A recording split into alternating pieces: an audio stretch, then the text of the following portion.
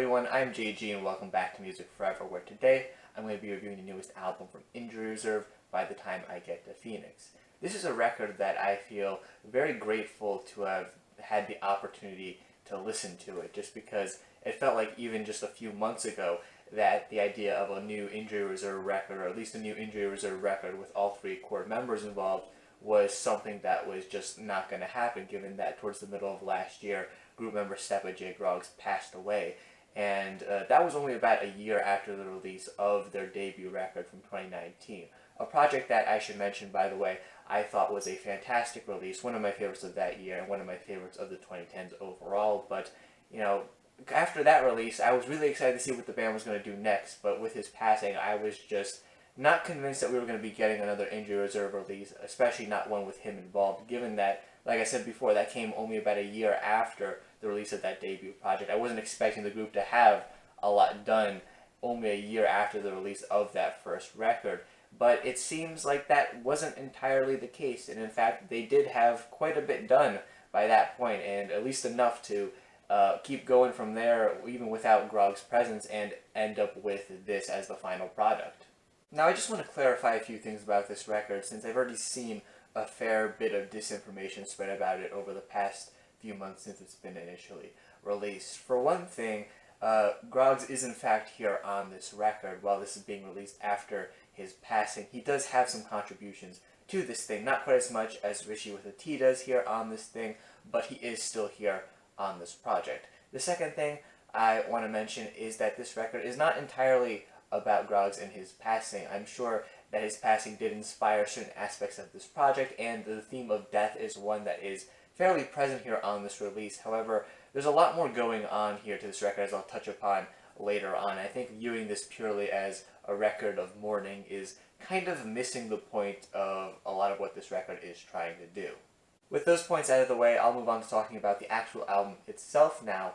And this is a record that stylistically is very different compared to other Injury Reserve releases, and previous material from this group has certainly showcased that they were willing to experiment a lot with their sound. Even just going off of their last record, for example, tracks like New Hawaii and Rap Song Tutorial and Jawbreaker were some pretty out there tracks, even by the band's own standard of things. But this record, in comparison even to the weirdest cuts off that last release, is just a completely different kind of odd and new and experimental, and I do feel like I haven't really heard anything out there quite like this record before. It does genuinely feel like Injury Reserve have stumbled into their own unique take on experimental hip-hop here with this release. The instrumentals here on this project, courtesy of group member Parker Corey, are often noisy and chaotic, pulling a lot from elements of glitch and industrial tones that the group has toyed around with before in the past, but never quite to the extent that they do here on this project. It's just a lot noisier, a lot more chaotic, a lot more all over the place sounding here on this thing. Another thing about this record's sound that I found particularly interesting was the amount of rock influence present on this thing too. The group samples quite a bit of rock tunes across this thing to create some very interesting sounds. For example, the track Knees, for example, samples the Black Midi song Sweater. The track Superman That uses the Black Country New Road track Athens, France as like the backbone for its very cut up sounding instrumental. These rock tracks give the instrumentals of a lot of the songs here a very kind of distinct sound when compared to a lot of other experimental hip hop out there right now. And I think it's part of what makes some of the tracks on this record have such a distinct flavor to them.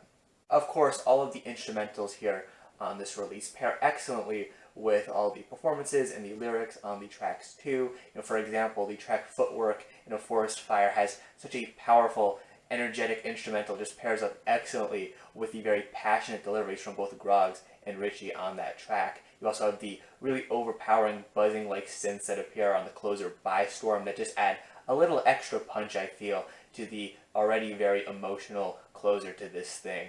And speaking of the vocals and the deliveries here on this project, both MCs really brought their best to this release. When it comes to the lyrics, the album covers a wide array of topics ranging from death, personal change and growth, technology in the modern world. Oftentimes it seems like the group is mixing multiple of these topics together in a given song, and I especially appreciate how the group packs so much energy and packs so much passion into the lyrics here of this project. You could really feel the frustration, the sadness, even the hopefulness at times in the lyrics of this project. You could just really feel what the MCs are going through when listening to this thing. Not only because of their deliveries, but also just because of how they pen their lyrics here on this project. Additionally, it feels like the vocalists here were very interested in experimenting with their deliveries across this release. There's lots of vocal manipulations going on across this thing. Even just the way that they're rapping and singing here on this thing feel very different at times from previous Injury Reserve releases. And I also really liked how the fact that a lot of these song structures here on this thing are kind of unconventional works to the benefit of a lot of the vocal deliveries here on this thing. It almost feels like a lot of the ways that these songs are structured are almost like built around the kind of odd deliveries that both MCs wanted to bring to this project. As I've already pointed out, death is one of the themes here on this project, one of the more prominent themes, I would say. Though, of course, as I also said before, it's not solely about Grog's passing. In fact, the passing of Richie's stepfather is another death that worked its way into the creation of this project. Even just the possible destruction of the human race, it seems, in the modern day is just another topic that kind of works into this record in various ways when it comes to talking about death. I think one of the more potent songs on this project that talks about death is the closer, By Storm. A very sad conclusion to this project. It sees Richie rapping alone here on this track, talking about being caught in a storm, which I'm sure is meant to be like a representation of like death itself, or maybe just the current situation that Injury Reserve finds themselves in as a group without Grogs, talking about rain and things like that, which I think maybe, is meant to like symbolize tears or something like that, what he's going through in this grieving process. It's just a very powerful, emotional gut punch of a track that comes right at the end of this project. This album certainly doesn't end on a weak note. And I don't know, maybe it's just me, but I feel like the tone of this track, while it is very sad, I feel like there is just like the slightest bit of hope to be found in it. Or I don't know, maybe I'm just trying to be hopeful about the whole situation here, and that's why I see it that way. But I do feel like there's just the slightest bit of hope shining through this very bleak track. The song Superman That is another song on the record that deals with death pretty explicitly in its lyrics. There's the frequent refrain on this song of ain't no saving me, or you from Richie is just really haunting in the context of this record. He's really grappling with his own mortality here on this song in the face of the death of various people that are very close to him. And I really like how the kind of fragmented Black Country New Road sampled instrumental here on this track pairs with Richie's delivery, because his delivery here on this song is also very unconventional with all the vocal effects going on, the fact that he's like speeding up and slowing down kind of unconventionally. It just adds to the sense of unease that you get here on this song that the instrumental also has going for it. It's just a phenomenal song. The lyrics to the track Footwork in a Forest Fire showcase a completely different side of death in the context of this project, seeming to be more inspired by a lot of the social unrest that was going on last summer rather than any kind of personal death. And given that Groggs has a verse here on this track, I'm sure at least his contributions were actually recorded sometime last summer as well. He's got some really great lyrics on this track, like, are you down to ride? Yeah, we down to ride. I said we down to riot. Sorry, mama, I try my best to no longer be polite. They trying to take my life. It's clear that the atmosphere that was just in the air last summer had a very prominent impact on both MCs in the writing on this song and the way that they put together their lyrics and their deliveries, especially the delivery from Groggs here on this track. It's so fiery and passionate. It's one of his most explosive deliveries to date, and it pairs excellently, I believe, as I mentioned before, with the very energetic and explosive instrumental that he's rapping over during his verse. The track just carries this sense that you need to act soon and now, because if you don't, you're going to die. And that's just a very different take on death than a track like By Storm or Superman That, for example, but it is still one that's very powerful and very relevant at the same time. Richie also packs a punch here on this track too, delivering lyrics like, they gun bare arms and you know it, size of bare arms and boulders, they got bare mask and bows, everything that you don't, they've been plotting on this moment. His lyrics here have a very similar sense of urgency and panic when it comes to staying alive, but his delivery here is one that's very different from Grog's. Whereas Grog's is very fiery and passionate and almost angry sounding, Richie has this like almost like sing rap thing going that's very odd, but at the same time works very nicely within the context of this song. The flow he comes up with here on this track is just excellent, and it still carries this sense of unease to it that also works with the instrumental and the theme of the lyrics. The album's opener, Outside, is another song that I feel really tackles the theme of social and political unrest, mostly seeing Richie talking about compromise not always being possible. He's rapping here on the track lyrics like, but let's be honest here, this don't end with agree to disagree, it ain't possible, there's just some things that ain't right. I don't think it's necessarily a hot take to say that we're living in pretty polarized times when it comes to various political and social issues, and oftentimes we're kind of told to like meet in the middle with people with different opinions, but oftentimes that's not really possible when it comes to big issues like people's lives. You know, maybe it's possible for things like taste in music or something like that. That's not really a big deal. But when it comes to, you know, things like your own life being put in danger, being asked to meet in the middle with somebody who maybe doesn't even want you to exist, you know, how do you even do that? It's really absurd.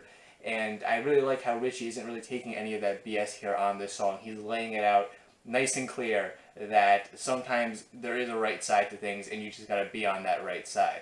Another one of the most interesting and moving moments on the record is the track Top Picks for You.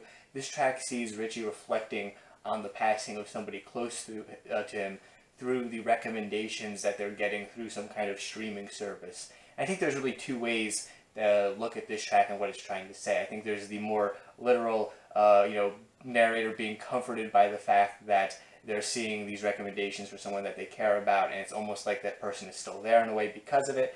But I also think there's like the deeper meaning of how like a person's actions while they're alive could still impact us even after they pass, because here in this song, the person's own tastes and decisions have impacted the algorithm of this streaming service to recommend them certain features, and I think that can mirror in a way, I guess, how somebody's actions while they're alive could still impact us in other ways even after they pass. And I don't know, I'm not sure if the song was specifically written about Groggs, but I find it very interesting how the whole concept behind this track, if you interpret it in that way, could be kind of seen as similar to this record in a sense, because while Groggs wasn't alive for the making of this record in its entirety, and while he doesn't perform on every moment here on this record, obviously, his influence is still felt throughout this entire release, even after his passing. The topic of personal change and growth is another one discussed on this album at times. I think most obviously in the album's lead single, Knees, a song that sees both MCs taking their own personal look into their own lives to see how they don't really feel like they're changing and growing enough as they should. You know, Richie on this track is talking about at points how he feels kind of dated and out of the loop, other times how he feels a bit too immature for his age. Groggs, on the other hand, is talking about the fear of being stuck in an alcohol addiction forever. Both have very distinct takes on the song's subject, but both at the same time work together to both deliver some very personal stories here on this record that end up making for a very cohesive experience and one of the most thematically interesting moments on the project. Because while I don't really feel like there is like a core concept behind this album like as a whole, like I don't think there's a general theme to this thing from start to finish, I do find it very interesting that the topic of change could be found in so many songs here on this thing, even if it is various different kinds of change, whether it be like personal change, changes in technology as society advances, changes in the world around us, politically, socially, things of that sort, changes in our own lives because of people's passing, changes throughout this record in a lot of ways. And I just find it interesting that both members of the group providing the vocals here on this track feel like they're not really changing enough in spite of the world around them on the rest of this record seeming like it's changing super quickly and almost too fast to really keep up with. I have to wonder if this own, fear of not growing and changing enough personally is maybe what inspired this record to be as different and experimental as it ended up being. But regardless of how they ended up with this album sounding like it does, it really just is a fantastic experience from start to finish, one that, again, I am truly grateful to have experienced. This record really ends up feeling one of a kind with its unique blend of instrumentals, vocal deliveries, and really personal lyrics too. It's a record that doesn't really sound like anything else, but at the same time, I have a hard time imagining any other record out there in the future really copying what this album does, because again, it's just so personal and so uniquely injury reserved that I can't really see it being done by anyone else unless they're like directly ripping it off like song per song or something, and that's probably not going to happen. I'm very interested to see what the remaining members of the group decide to do going forward when it comes to releasing new music. I'm not sure if they're going to want to keep releasing music under the Injury Reserve name, or if they're going to want to, work under a different name, or just something else completely different from either of those two options. I'm not sure what they're going to do exactly, but regardless, I am certainly going to have to check out whatever they do going forward, because this album here, definitely one of my favorites of the year, definitely an excellent release. If you consider yourself a fan of weird, alternative, experimental hip-hop, you definitely owe it to yourself to check this thing out, even if you haven't heard any of Injury Reserve's music before.